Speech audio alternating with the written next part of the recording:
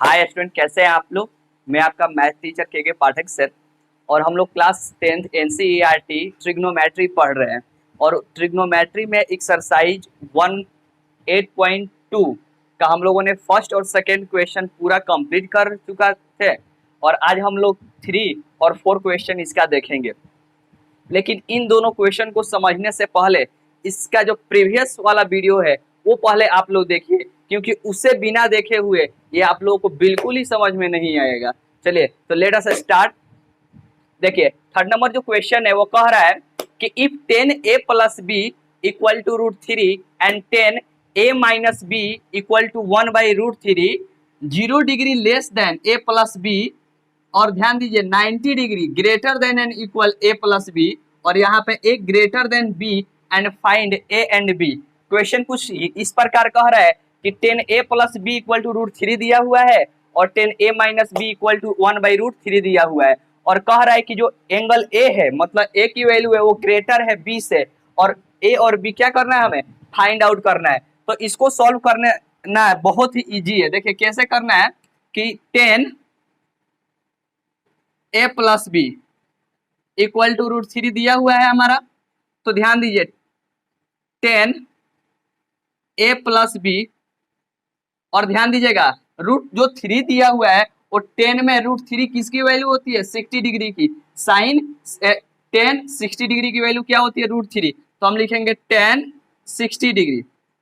अब एक क्वेश्चन यहाँ पे ये आता है कि 10 60 डिग्री ही क्यों लिखेंगे, क्योंकि ये 10 में है। अब ध्यान दीजिए इक्वल के दोनों साइड 10 10 है ना, तो दोनों आपस में क्या होगा, कैंसिल हो जाएगा। तो हमारा बचा क्या, 10a + b equal to 60 degree. आई समझ में। अब दूसरा दिया हुआ है आप लोगों को कि 10a - b equal to 1/√3, 10a - b equal to 1/√3। अब ध्यान दीजिएगा 10a - b equal to 1/√3, 1/√3 10 30 degree, 10 30 degree equal to क्या होता है, 1/√3। अब क्या है यहाँ पे 10 और 10 आपस में क्या हुआ, कैंसिल हो गया, तो 1 - b इक्वल टू 30 डिग्री। अब इसे इक्वेशन फर्स्ट मान लेंगे और इसे क्या मानेंगे, सेकेंड। अब हम करेंगे क्या, ध्यान दीजिए कि एडिंग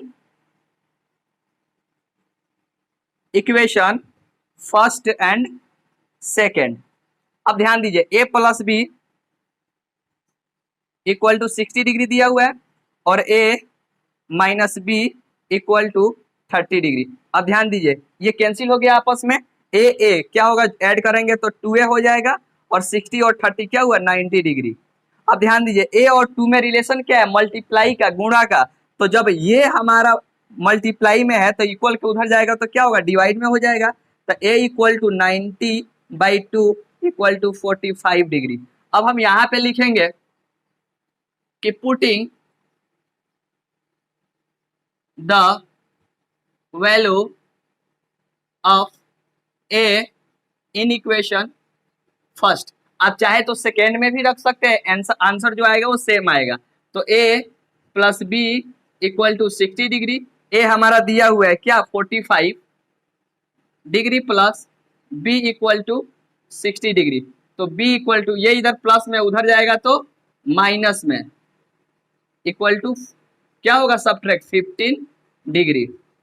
देखिए a equal to 45 degree, b equal to 15 degree, where here a greater than b। देखिए यही बोल रहा है कि a ग्रेटर देन b है, तो यहाँ a ग्रेटर आया और b क्या आया, हमारा लेस आया हमें। ठीक है, चलिए इस प्रकार हम इक्वेशन को कंप्लीट कर चुके हैं। चलिए नेक्स्ट देखते हैं इसका। आशा करता हूं कि आप लोगों को समझ में आ चुका होगा। देखिए नेक्स्ट क्वेश्चन क्या कह रहा है इसका।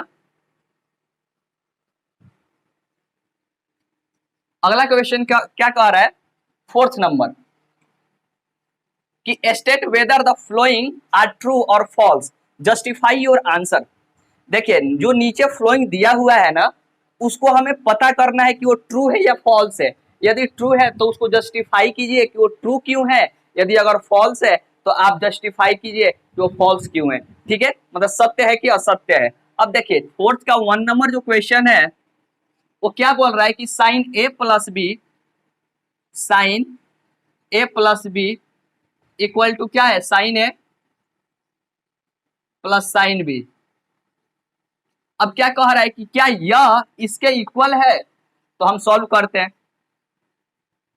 LHS साइन, हम सबसे पहले ऐसे लिखते हैं, late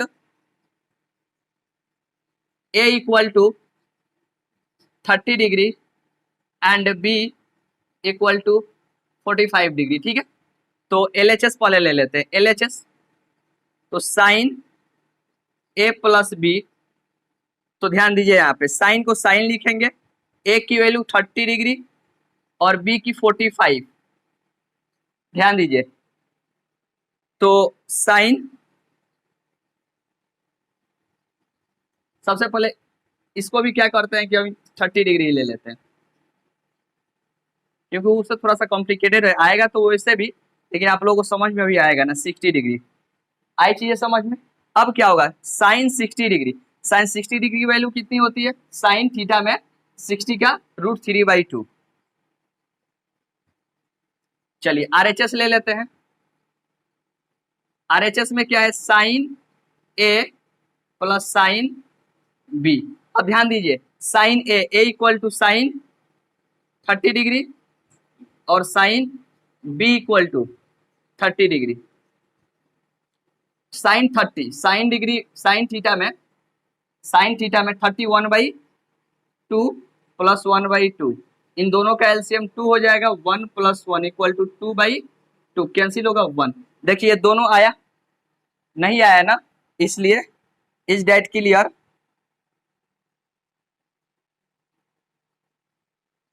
sign A plus B equal to not sine A plus sine B। आई चीजें समझ में आप लोगों को।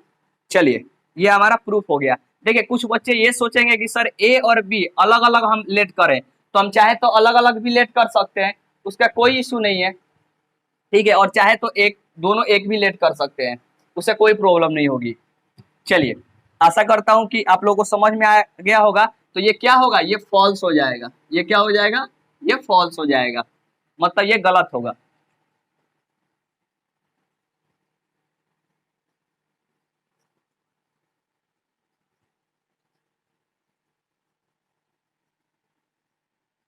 अब देखिए सेकेंड नंबर इसका क्या है, फोर्थ का सेकेंड, कि the value of sine theta increase as theta increase. अब ध्यान दीजिएगा, चीजों को बहुत अच्छे से और समझिएगा आप लोग।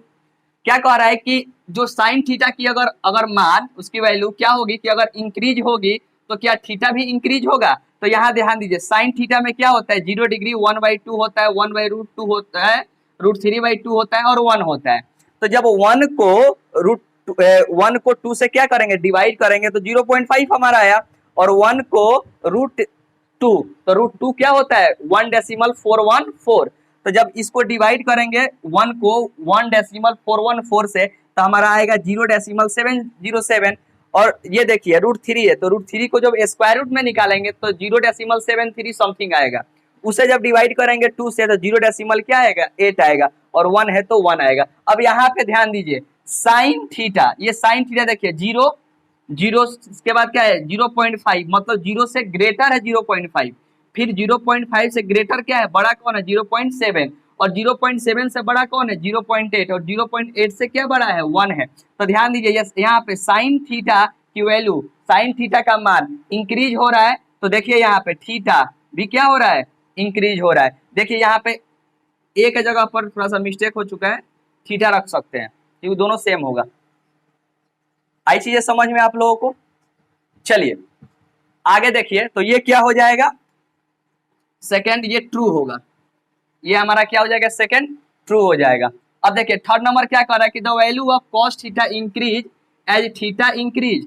अगर कॉस थीटा ये इंक्रीज कर रहा है तो ये थीटा भी इंक्रीज कर रहा है, लेकिन ध्यान दीजिए ये देखिए 1 है तो ये तो 1 हो जाएगा, ये देखिए √3/2 है तो ये क्या हो जाएगा 0.8 हो जाएगा, 1/2, ये भी क्या हो जाएगा 0.707 हो जाएगा, 1/2 है 0.5, ये 0 है।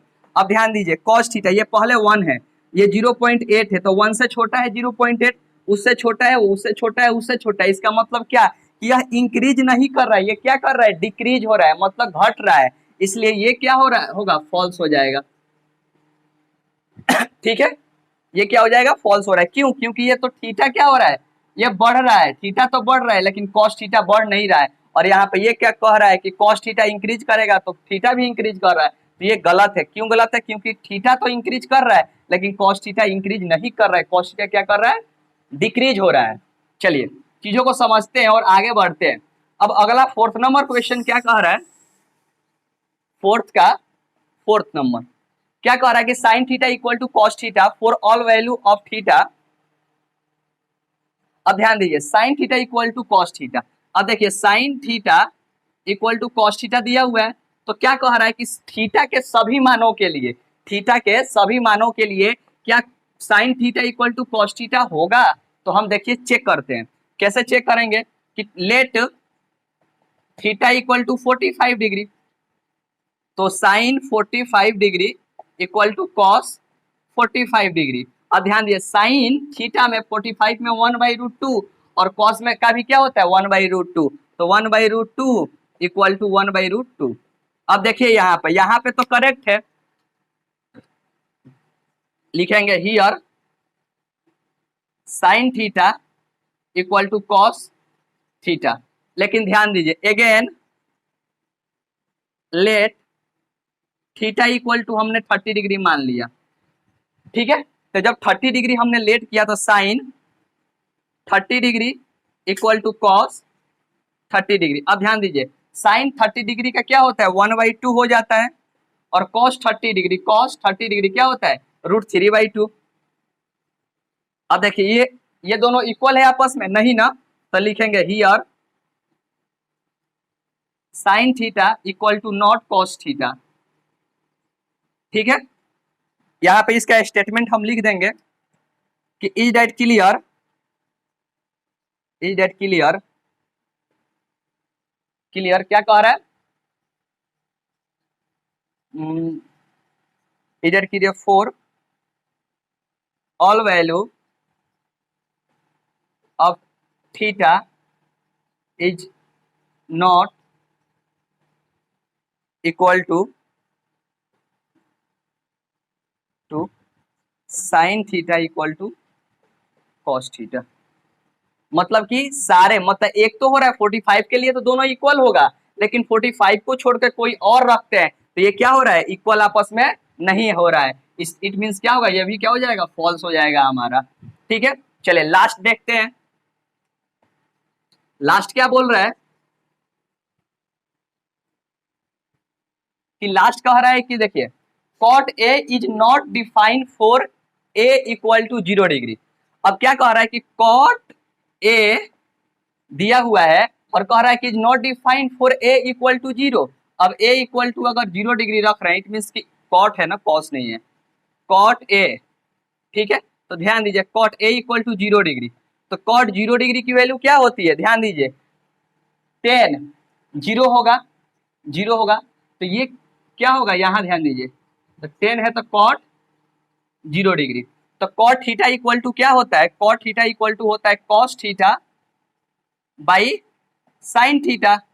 अब देखिए कॉस थीटा 1 दिया हुआ है, कॉस थीटा 0 डिग्री 0 डिग्री 1 दिया हुआ है, और यहाँ दिया साइन थीटा क्या है 0 है। तो अब क्या कह रहा है कि 1 है ये 0 है, तो हमने आपसे बता रखा है, या आपको यदि चीजें समझ में नहीं आई तो आप लोग मैथमेटिक्स इंट्रोडक्शन पहले देखिए, उसमें बहुत अच्छे से मैंने इस चीज को डिफाइन कर रखा है कि जब किसी नंबर में 0 से डिवाइड करते हैं, जब किसी नंबर में 0 से डिवाइड करते हैं तो क्या होता है नॉट डिफाइंड होता है। ठीक है, जब किसी नंबर में 0 से डिवाइड करेंगे तो क्या होगा नॉट डिफाइंड होगा। और ये क्या कह रहा है कि cot A is not defined for A equal to 0, तो ये हमारा क्या है ट्रू है, ये हमारा क्या है ट्रू हो। चलिए आशा करता हूं कि आप लोगों को चीजें समझ में आ गई होगी। अब हम लोग 8.2 कंप्लीट कर चुके हैं अब हम लोग स्टडी करेंगे नेक्स्ट 8.3। यदि आपको हमारी वीडियो अच्छी लग रही हो तो प्लीज लाइक शेयर और सब्सक्राइब जरूर करें। और क्वेश्चन में किसी भी प्रकार का अगर आप लोगों को प्रॉब्लम है तो नीचे कमेंट्स कीजिए या मेरे व्हाट्सएप नंबर 9905777155 पर उस क्वेश्चन का जो आप लोगों को प्रॉब्लम है वो प्रॉब्लम लिखिए। क्वेश्चन नहीं समझ में आ रहा है उसका फोटो खींच कर भेजिए, मैं जल्द से जल्द उसे का सॉल्यूशन आप लोगों को प्रोवाइड करने का कोशिश करूंगा। आज तक के लिए बस इतना ही। Thank you so much for attending this class. Okay, thank you.